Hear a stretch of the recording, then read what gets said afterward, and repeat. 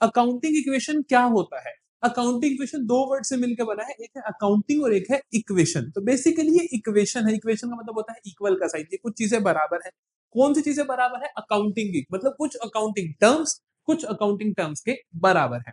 अगर तुम पूरा लेक्चर देखना चाहते हो अकाउंटिंग इक्वेशन का, तो जल्दी से नीचे लिंक दिया गया है, उस पर क्लिक करो और पूरा लेक्चर एक शॉट में देखकर अकाउंटिंग इक्वेशन सीख सकते हो। वापिस आते हैं अपने टॉपिक पर, दैट इज अकाउंटिंग इक्वेशन का मतलब। तो ये क्या है? एक इक्वेशन है अकाउंटिंग टर्म्स के बीच में। किस किस अकाउंटिंग टर्म के बीच में इक्वेशन होती है? ये इक्वेशन होती है assets is equal to liability plus capital.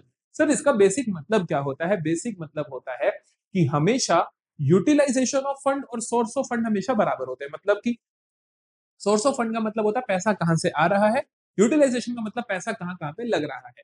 पैसा आने के दो ही तरीके होते हैं बिजनेस में, या तो मालिक खुद का पैसा लगाए या किसी से उधार पे लेकर लगाए। तो मतलब जो खुद का पैसा लगाया दैट इज कैपिटल, उधार पे लेकर लगाया दैट इज लायबिलिटी। तो इसी वजह से कैपिटल प्लस लायबिलिटी बराबर होता है यूटिलाइजेशन ऑफ फंड। और हम सारा फंड जितना भी पैसा होता है उसको यूटिलाइज कहां पर करते हैं? एसेट्स खरीदने में करते हैं।